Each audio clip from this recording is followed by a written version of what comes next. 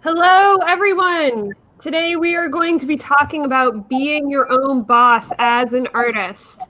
But first, if your studio habits need a kick in the butt, Art Prof has everything you need: tutorials, critiques, and professional development. So, Clara, what is it like to be your own boss? What do you need to do? It's more like, what do you not do, which is pretty much you do everything. You're a one artist business.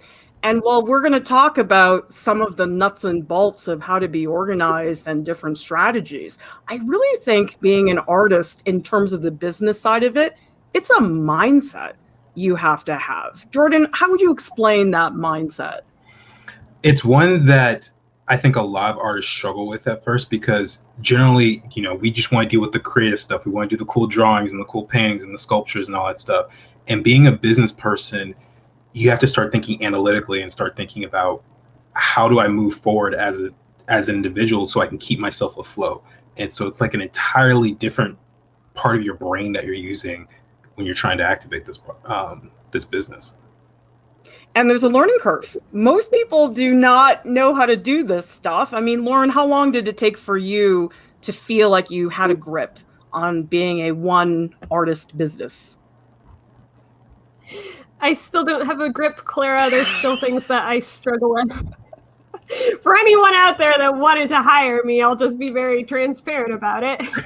I think that that's kind of the case for every business artist, though. There are things that you understand really well, and then there are other things maybe that you are always working on to try to get a better grip on. Some artists are really good at maybe pricing their work, and other artists are good at communicating and making their client feel special. These are all different skills. And actually, Mia Rozier, who just pulled off this successful Kickstarter campaign, told me that she really learned a lot, that, wow, if I don't do it, it's just not going to happen. And you find yourself doing just the most menial tasks, but you realize that they're actually really important. So, Jordan, what do we mean by saying that you have to treat your business like it's your day job? So when you go into work, you start at a certain time. You might answer some emails. You have a set schedule. There's certain things that you have to fulfill by the end of the day, and you have to treat your personal business the same way, with the same professionalism as you would anywhere else.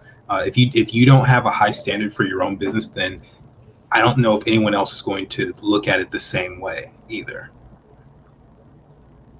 Dara is asking, in the US, can you just make art for money, or do you have to register yourself as a business or company? You don't. You can basically do self-employment on your income tax, and you end up filing a Schedule C. Now, you don't have to set up an LLC. That's really not necessary. And I think that for your average individual artist, you can just do Schedule C, and that's totally fine. All right, Lauryn, how about this? Setting specific work hours and days to do the business stuff. Why does this matter? Again, it goes back to the treating your art business as a day job, as Jordan was talking about. If you don't have the hours, then you end up pushing it to the side and treating it more like a hobby that you eventually get around to, maybe sometimes. And you really can't treat it that way. You have to be very consistent about it, or your clients are not going to treat you seriously. The galleries aren't going to treat you seriously. You just need to be there and show up all the time so you can gain some momentum and also get more practice. I have found it necessary because if I don't set specific days and hours, I will just work all the time because I'm a workaholic. I can't help myself, but I have rules now. I say, after I finish the weekend live stream, I don't do any Art Prof work. I go for a hike. I take care of my kids. I finish watching Avatar: The Last Airbender, which we did last week. Jordan is so proud of me. But you need that separation because you can start to go crazy when you don't make those boundaries. Like, have you experienced that, Jordan? You just named like the last 12 months of my life, basically. Yeah, it happens all the time because I also am a workaholic, and I struggle with setting certain boundaries, and especially I found it really tough for me because I've been in school for most of my life. I've been, going to class at such time, doing homework and doing this and that, and without a schedule to keep me grounded, I will lose track. I will not respond to you, and it's not even on purpose. It's just I can't keep track of all that stuff the same way that I would like to. Actually, this is so crazy that you guys are saying this because I hadn't even really thought of this up until this point. It reminded me of I wasn't even thinking about keeping boundaries. Basically, my regular life is also my art life is my business life, but it does remind me when one time one of my bosses said, "Hey, you look really burnt out. You should go do something that's not art related at all because that's all you do. Go to a baseball game, go for a walk, that kind of stuff." So it is important. You're totally right. Thank you for bringing that up. Kessam says, do you need to have some kind of following on Instagram, for example, to start your business? If you don't have a following, is it too risky? Actually, I was going to say it's much less of a risk to do anything when you don't have a following because nobody's paying attention. Like, we actually have a pretty substantial following here at Art Prof now. And while we are experimenting and trying new things, people are paying attention to us. I was like, wow, people are noticing when I have a typo. And when you don't have a following, you have that freedom because people are not paying a lot of attention. So I would say that's actually the best time to start a business is when people don't know you that well.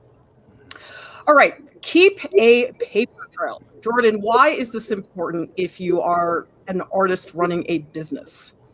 Well, just like you will buy something and you need a receipt for it, you need that same thing for your businesses. There are going to be experiences that you have. There's going to be things that you charge people, or maybe there's a misunderstanding in what the charge was in the particular art project. And so you need to have backup. You need to be able to go to a place and say, this is what it was. And just to keep track of all that stuff. It's hard to keep all that in your head. I've got two stories with this. The first is maybe a U.S. American specific story. My dad, who's an artist, was audited. And so you need those receipts in order to prove that you're doing all the things above board and you're really recording all the expenses and all the income that you're getting. So that's one reason. You never know if you're going to be audited or not. It doesn't matter if you have money or not. The second thing is, as Jordan said, I know plenty of friends, I've been in this situation myself. If you don't have a paper trail of communications with someone, you don't know if those communications are always going to go great. You might have a disagreement with someone. So you really need to have that backup to say, hey, this happened. We agreed on this. You need to stay with this plan. Otherwise, you can really be taken advantage of. And it's easy to make mistakes on this stuff. I mean, I sent an invoice this week and I sent the wrong amount, not because I was trying to get extra money, but because I just wrote the wrong amount. And so the vendor wrote back and they said, this is incorrect. Here's the contract. That's the correct amount. And I was like, oh my gosh, I'm such an idiot. But it happens. And so for everybody's sake, you got to keep all of that stuff available. Let's talk about reputation as a business owner and as an artist. I think this has many versions, but I think especially because online life has become a lot more prominent, there's more stuff to think about now. So Jordan, what do we mean by reputation as a professional? Yeah, so there's a certain, when you introduce yourself to someone or when you're trying to start a business, there's a certain image that you're putting out there. There's a certain impression that people will have of you. And if you're trying to start a business, you want that impression to be good. You want people to like you. You want people to like what you have to offer. And if you are putting something out there that might be questionable or might cause people to have the wrong idea of you or who you are as a person, you don't want that to hinder your business. And this has been happening a lot. I think the editor that they had just hired for Teen Vogue lost their job before they even started it because people unearthed these racist tweets that they had done when they were in high school. And so I just would say when you're running a business, obviously you're going to be posting a lot of things online. You have to be very conscious that some of that might come back to haunt you at some point. And it's hard because depending on your age, maybe you were posting stuff when you were 13. I was not. There was no internet when I was 13. But be careful about this. Lauryn, do you have any thoughts on this?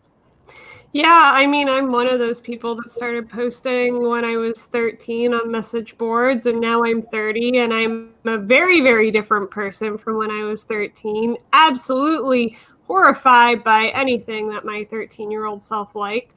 And so in that case, I didn't know I was going to grow up and be a fancy artist. I didn't know I was going to run a business. So in that case, if you are a millennial like me, it is important to keep a record or do some real digging. Spend a weekend or a week going through all of your old things where you've signed up their programs to see where your username and password are, and really clean up your digital trail so that your 13-year-old self doesn't come back and haunt you.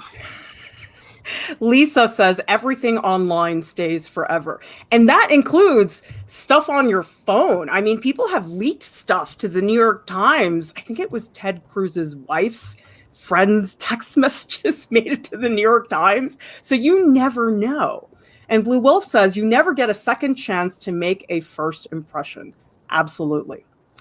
Also, having a website, in addition to you should have one anyway as a professional artist, I use it as like my own library. Like, Jordan, have you ever thought to yourself, oh man, what year did I make that piece? And then looked it up on your own website? Instagram. I've done it with Instagram. I don't have my own website specifically. I have a profile on ArtStation, so I'll use that. But I think it would come in handy, especially for seeing your own growth, if anything. You know, I think that oftentimes when we are running our business and we're just going with the day-to-day life, we forget where we came from and how much we've grown. And outside of all the other reasons to have a website, that is one really key thing that I think is super important. Lauryn, have you used your website in that way in terms of seeing growth, or just what year did I do that piece? I mean, I have all this stuff really hyper arranged in a folder on my computer, so I mostly refer to those folders, but I do use the website as a reference for other people, specifically when they're either asking about maybe purchasing a piece, or they are asking about a commission or anything like that. You can refer them over there instead of trying to dig deep and answer all their questions. I'm going to give a shout out to Angie S. Thank you so much for the super sticker. Everybody, your contributions are so incredibly helpful to us to keep Art Prof up and running, so we greatly appreciate that. Organize your web browser. I don't know if I'm the only dork that does this, but I am really addicted to my web browser, and I'm really specific about it. So here's an example. When I open my web browser, I use Chrome. It automatically opens 4 particular sites. It opens YouTube comments, Discord, Art Prof posts, which are submissions that we get, and also my calendar. It's a really small thing, but it reminds me to go through all of those things, and I don't have to think about it. Lauryn, do you do anything like this? Nope, not at all. I mean, I have the websites that I need to visit because I work remotely. All my jobs are remote. So I have those bookmarked and saved in places, but I don't go through this hyper crazy opening everything at once. That would be very stressful for me. Jordan, do you do this? Maybe I'm crazy. No, I'm like my birthday twin.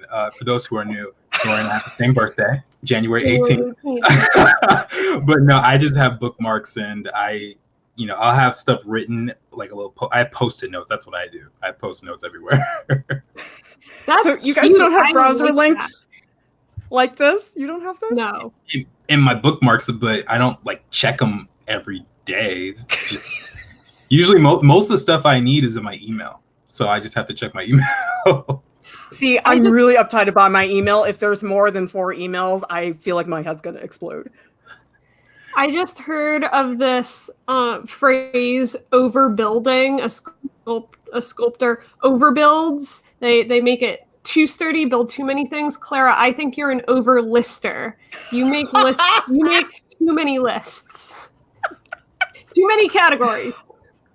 Well, let's take a look at your computer folders and let's see who's the dork now. Right, Lauryn?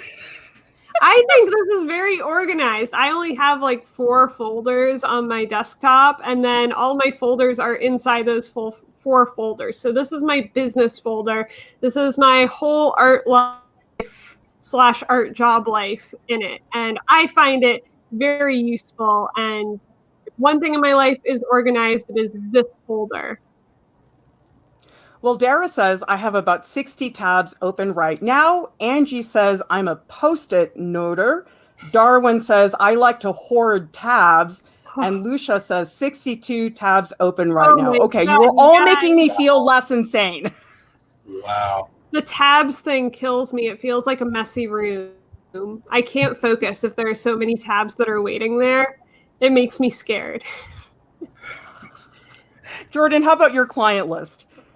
Yeah, I just separate it out by year, and then the projects are in there, and it just helps me. If it's an ongoing client, like right here, it's a Light Bearers Mission, I will just have it in one big folder because I've been doing stuff for them for a couple of years now. So it helps me stay organized. It's simple. There's very few folders, and I can go on about my day and remain sane.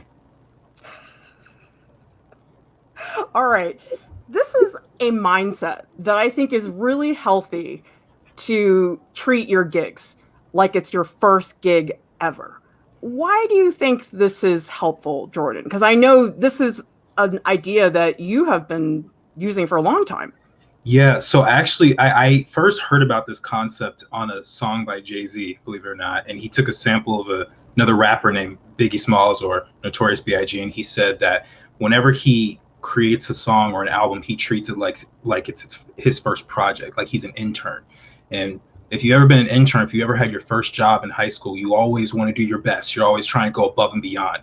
And a lot of people tend to lose that later on. You go 5 years down the line, they're like, I can be lazy on this, I can skimp on that.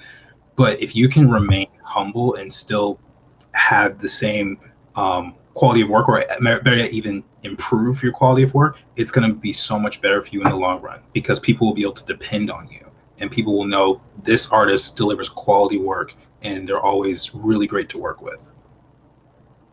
It's easy to rest on your laurels once you've gotten a few years of experience under your belt and say, yeah, I got this covered. And then you start to realize, you know what, maybe I do have it covered, but could I just push myself a little bit more? Let's just make it a little bit better. It doesn't have to be a mega big change, but I think somebody actually posted, I think it was Tom G in the Discord, they were saying, wow, I haven't been around ArtProf for that long, but you guys have changed so much. And I think one of the reasons why is because we do have that mindset is it could always be better. How can I do that? How about you, Lauryn? I agree with that. I mean, again, I agree with you guys. My position is slightly different. I am in a place where I just feel insecure all the time, have imposter syndrome all the time about where I'm at, and that I'm never up to the level of anyone else. So I'm always striving to be better. I don't really recommend this mindset. I think the being secure in yourself, but also being really honest and being really close to your clients and having high quality of work is important, but sometimes feeling that imposter syndrome is helpful for a certain level of motivation. I like this comment from Trent, who says 1% improvement a day adds up. Yeah, because it's too stressful to feel that you have to make strides. I mean, just tweak it a little here and there is totally sufficient. Okay, spreadsheets and docs. This is my territory. Jordan, do you like spreadsheets and docs? I appreciate them. I do not make them very much. It can be overwhelming for me personally. Lauryn, how about you? The only thing I use Google Docs for is putting together my things for critiques and for lectures. I don't keep any of my business stuff on there, really. I keep all of that on my computer. I just feel weird about keeping it on the cloud for some reason. I'd rather have it on a hard drive. I'm obsessed with Google Docs, and this is my life, Control F, trying to find that one link to that one video that this person in the Discord needs. It's what I rely on. And not only that, but it's easy for me to share that content with somebody if they need to see it. And I'm on the phone app all the time, especially when I have images, I want to put them on Instagram. I just find Google Docs extremely valuable for that reason. Do you guys want to see how much work the live stream schedule is? This is the spreadsheet, and this is after we have figured everything out. This is the neat version of the live stream schedule. It's a lot of moving pieces. I know it looks like we just show up here every day and start talking, but it's kind of a lot of work. Jordan, would you say that's accurate? Yes, that's pretty accurate. And even like seeing this spreadsheet here all clean and stuff, I'm like, whoa, that's so much nice. Because I actually hadn't seen it before. I'm like, well, this is so nice compared to all the stuff that we have to deal with during the middle of the week. Oh man! Again, you are an overlister, Clara. When I've been to your house, I just see you pull out another hard drive and another hard drive and another hard drive, and they each have different lists on them. And the lists, I don't even know what they're for. They're just very complicated and very long. And I know it's a logic for you, and I like that for you. I love that for you. But that's like, I feel I'm somewhere between Jordan and you on this.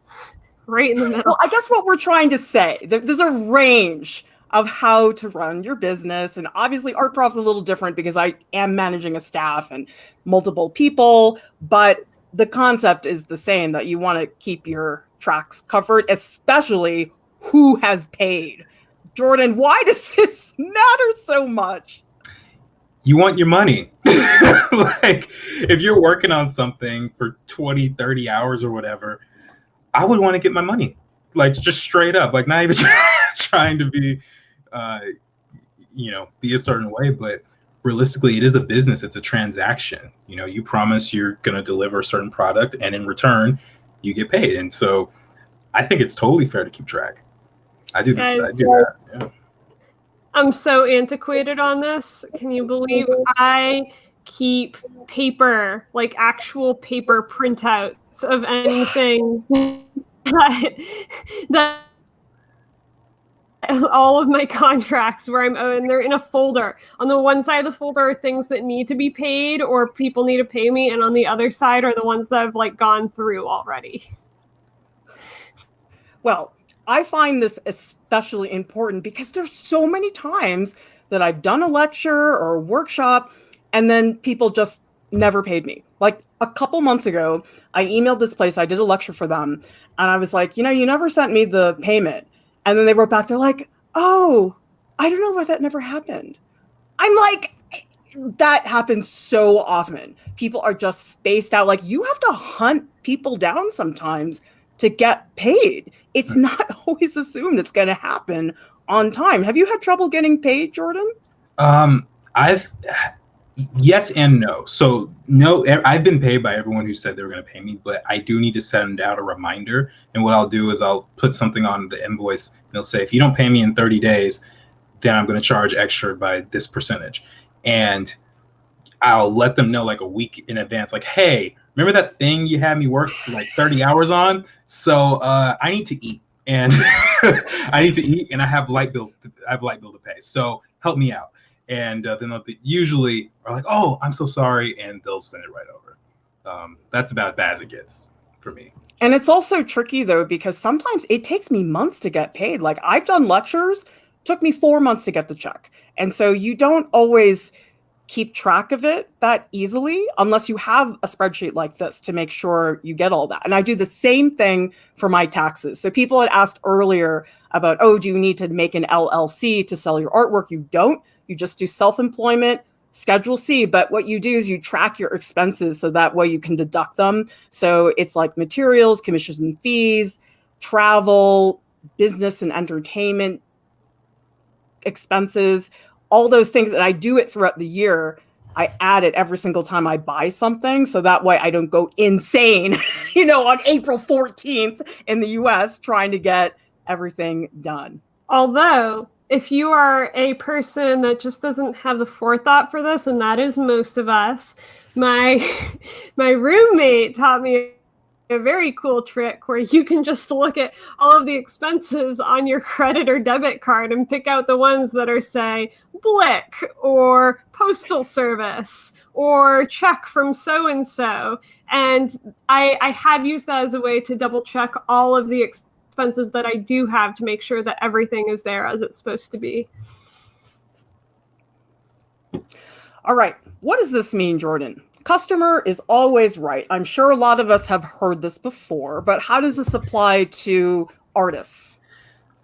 Usually for me, there's oftentimes clients who want something specific that may not always, at least for me, may not always be in the best taste, at least from an artistic mindset. So I'm thinking like, well, this doesn't fit with that. And at a certain point, it's like, just let it go, Jordan. Just let it go.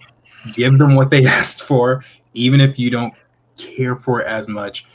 Just get it done, because ultimately they are paying you for a service. Like let's say I used to work at Jamba Juice, right? Let's say that had like some of the weirdest things in it. Like let's say they want like, you know, all these different sherbets and all different weird fruits and like granola and like just a weird mix of stuff.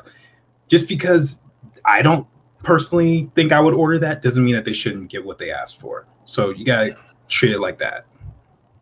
And you could just say it's nasty afterwards, but you know.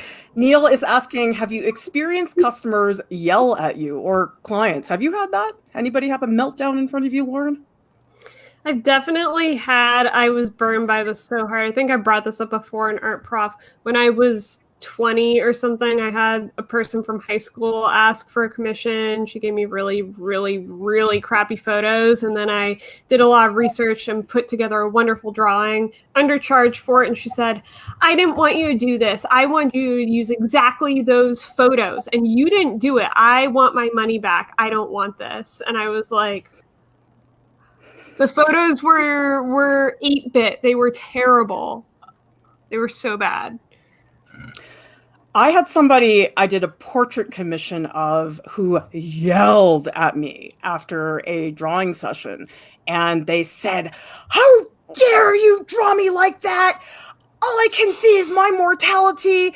And you're showing that I had skin cancer. And why would you? I was like, whoa, I didn't try or no, but she had a total meltdown. And I was like, oh my, I was like traumatized. I was like 23. I was so young and inexperienced. I just like did not know what to do. It was horrible. So yeah, you guys may have to do that at some point. Seven Angelic says, in terms of paperwork, is there a checklist you'd recommend? Jordan, any thoughts?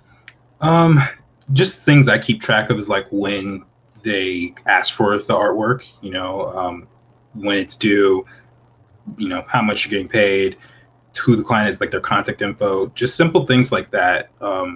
I found work for me, but I tend to only work with like individuals. It's never really a big company. So if it's a bigger company, I might have more on the list. All right, let's talk more about lists. Lauryn, you and I have both read this book by Atul Gawande, who is a surgeon in Boston. And I love all his books. I mean, I am not a good reader, and I devoured every book he's read. He wrote this book called The Checklist Manifesto. What does he explain in this book? The Checklist Manifesto is super useful if you want to hear more about it without reading it. There's a podcast on Hidden Brain about it, about checklists and this book specifically.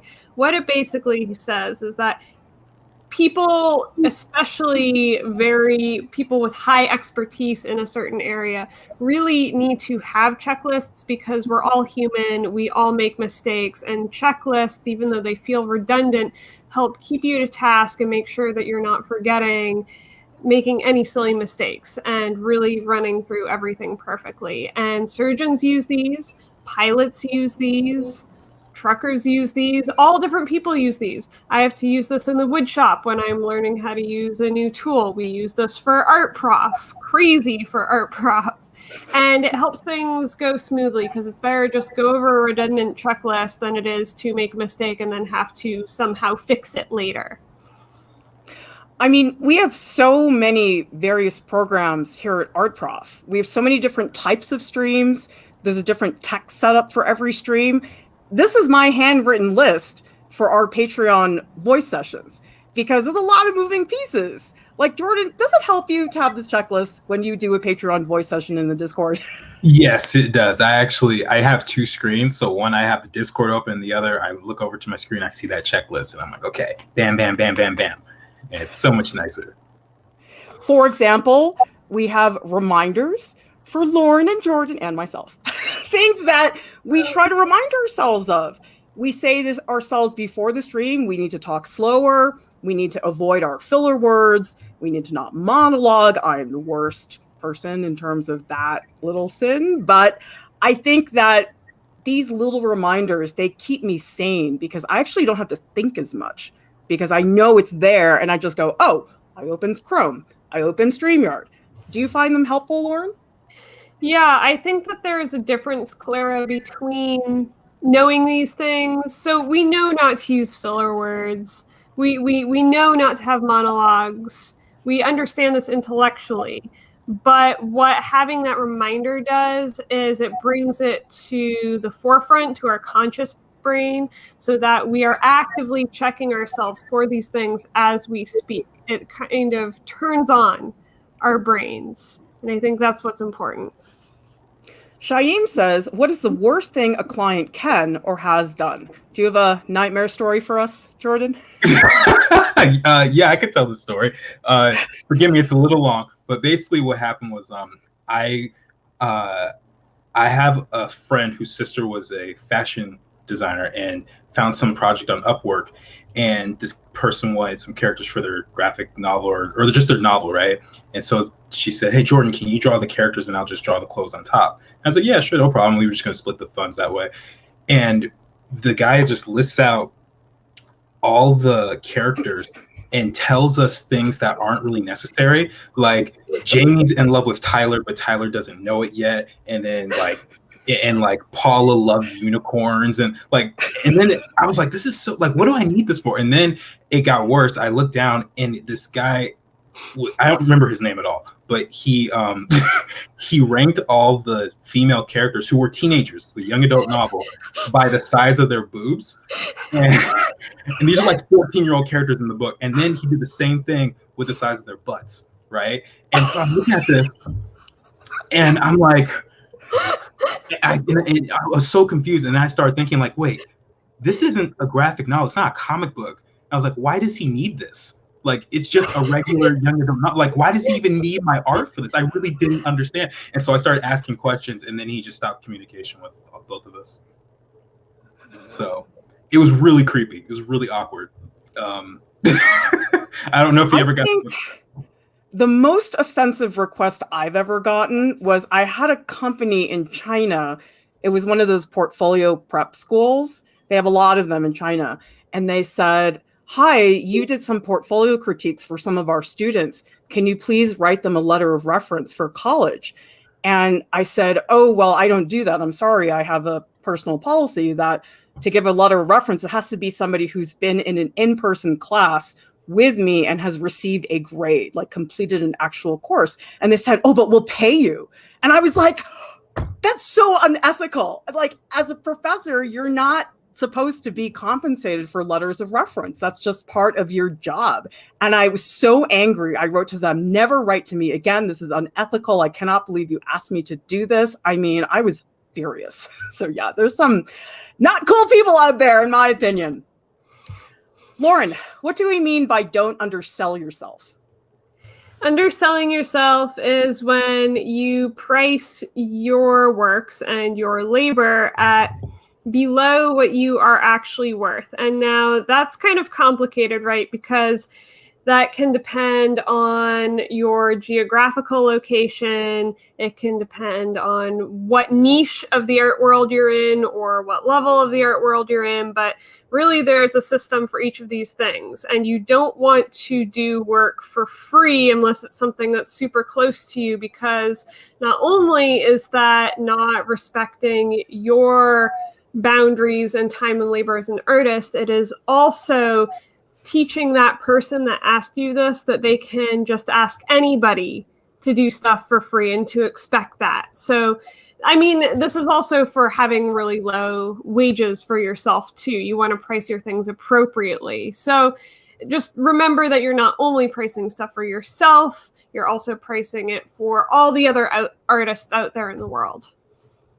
Jordan, have you ever had a situation where you thought, oh man, I totally should have charged more? Has that happened? Oh yeah. There was one time, maybe about a year or so ago, this guy wanted me to do some character design, and it was at that point it was the biggest project that someone had asked me to do. And he was like, "So how much do you charge?" And I got so excited, I named a price, and he was like, "Oh, I thought you were gonna charge more." And I was like, "Crap!" Like, dang it, I could have. I don't know how much more I could have gone, but at that moment, I knew. I was like, "Okay, next time, I gotta find a different system around that." Starving Artist says, I did that when I started out, so undervalued my time and training. I get why, because when you don't have a lot of experience, you want to have that job and you feel that, oh, if I ask for too much, I'm just not going to get it, which feels even worse. But really, I think it's just going through a lot of situations and you start to learn after a while, oh, that does not feel good. All right. Lauryn, what do we mean by it's okay to say no to a gig? So sometimes you're going to get people asking you to do things that maybe you don't feel comfortable doing. You either don't feel jazzed about the subject matter, you don't have time, that's really common, or maybe it's just you're not comfortable with that particular material. All these things are valid, and you can absolutely say, no, I can't do this, or I don't have the capacity to do this. And oftentimes it can feel less guilty for you. Sometimes people have this guilt complex with saying no. If you refer them onto another artist, leave a pathway open for them, say, hey, you can ask this person. I've got lots of artist friends. I'd love to direct them towards a good gig that might make them a little money or a good client relationship. Jordan, why do you think this is so hard for a lot of artists? Because I've had students say to me, oh, I don't want to do that. I feel really bad. I feel like that's really mean to say no. I think for artists, it's like I said at the beginning, there's a certain switch that you have to make as a business person and as an artist. With the artist side, you're just trying to think of creatively, but on the business side, that's usually underdeveloped. And so a lot of people will probably feel guilty because they're like, well, aren't I supposed to take on everything? Don't I need to get the experience? Don't I need to get these clients built up and build relationships with people? And any number of reasons. I've said all of those to myself at different times, but I think what's going to end up happening in those situations to a lot of young artists is they're going to start getting sick and tired of it, and they're just going to be like, you know what? No, I don't want to do your freaking logo. Like, just no. I don't care about your, and it's always a logo. It's always a logo. I've never or a tattoo. I have never advertised myself to be able to do logos or tattoos, but for some reason I always get those messages. Or the worst one is I'll get, are you a graphic artist? I'm like, I don't even know what that means. Like, what is a graphic artist? Like that, I can't figure that. I don't even know what that means. Do you know? And so, yeah, those are really tricky. But I think with more experience and more just realizing what makes you kind of frustrated, like, I don't feel like doing this, it's going to get a lot easier with time. It is hard to say no. And it does take couple years of experience to feel that you're not like missing out on something, because I'm at a point in my life now where I just get so many requests that I spend so much time saying no now. But it takes a while to get there, and it is awkward for a lot of people to put your foot down and say that. I want to give a shout out to RB Dick. Thank you so much for the super sticker. We greatly appreciate your support, which really helps us stay up and running. All right, here's another example of crazy Clara and her crazy lists and calendars. So what I do on my Google Calendar, which I am glued to pretty much all day, is I set up recurring calendar events for things like grant deadlines, because there's a lot of artist grants out there. The deadline is always June 15th or it's around April. And so I'll just put a reminder to myself the month before, okay, check the Guggenheim application grant, to remind myself to do that, because it's easy to forget this stuff. Do you have anything similar, Lauryn? Because I know you applied to grants too. Yes, I don't put it on my calendar though, because my calendar looks really scary as it is with all of my jobs in school. So I put them in this app called Todoist. I love Todoist. It's a to-do list and it comes complete with deadlines. And so all these grant type things, I will put in a project and then say deadline, Guggenheim grant, and I can break it down into steps and add those steps that I need to do. That's more actionable for me. Jazz is saying, where do you find artist grants? We actually have a listing of many artist grants on our art resources page. If you go to the top, there's just a little section that says artist grants. Just click on that. It'll take you to all these links. There's a lot of websites out there that list them, but honestly, a lot of them are out of date or they're not very comprehensive. I think ours is pretty good, so check it out when you can. All right. This is very important. A lot of people don't realize that they should even do this, which is to be specific about what you will or won't do. Now, Jordan, we have an example here with your commissions chart, and you are very specific about it. So can you explain why this matters? Yeah. First of all, there are just certain things that are either too time consuming for the price that I'm charging, or it just makes me uncomfortable, or whatever the case is. And I just don't want to do it. So I remember one time someone asked me to do a portrait of their significant other. And I was like, yeah, sure, no problem. It's this price. And then they were like, do you mind if they're naked? And I was like, wait, what? And now for me, first off, I've done figure drawing. You guys know me by now. Seeing the nude figure is not really an issue for me, but the fact that it was this person's girlfriend and they're just asking some random artist on Instagram, and there's just a lot of layers to it. And I was like, yeah, bro, this qualifies under NSFW. I'm not doing that. I just don't even want any part of this. Jordan, we have a commission request from Soitonly who says, can I get a wet charcoal tattoo? Give me $2,000 and we'll talk. That's it? Really? You'll do it for that little? That is a tactic that I've seen people use, both for saying no to commissions and selling their artwork. If there's a piece that they don't want to sell, or if there's something that they don't want to take on, they'll just make the price really, really, really high. And then sometimes people say yes, because sometimes there's a crazy person out there that really, really, really just wants to spend their money on you and your hesitancy. And so you can get a lot of money out of it that will make it comfortable enough for you to do the thing. Now, Lauryn, in terms of what you will and won't do, I know you vet your clients in a way before you even take the gig. You make sure they've seen your work. Why does that matter?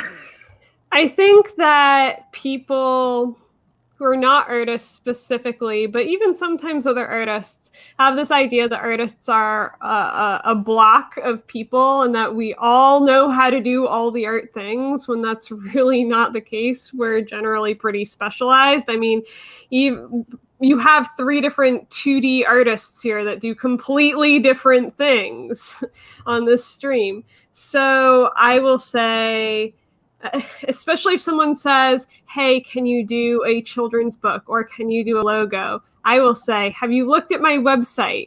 And usually that is enough, either for them to stop talking or for them to look and say, oh, wait, this really isn't your thing. It's pretty, I feel like I have a pretty clear persona in my work on my website about what I can do and what I do not do. And if they can't figure that out, that tells me I can just say no and stop it right there. We have many other streams on our YouTube channel that deal with related topics like business tips and selling your work, turning it into merch. This Google slideshow is available. The link is in the YouTube video description below, and also on our main website, artprof.org. Artprof has a podcast. It's available on Spotify and also on iTunes. And in a few minutes, Jordan and Lauryn will be hanging out in the ArtProf Discord. You can meet them in the post live streams channel, so you can have more talks about nightmare clients and crazy customers, because everybody's got a story, right? Subscribe to our channel so you can continue to grow and develop as an artist. And thank you so much to our top Patreon supporters. You guys, look at how big the list is. Wow. It's so big. We're almost done with the third column, about to start a fourth column. I want to see very the fourth excited. column. Keep it going, guys. Everybody, thank you so much for watching. We'll see you next time.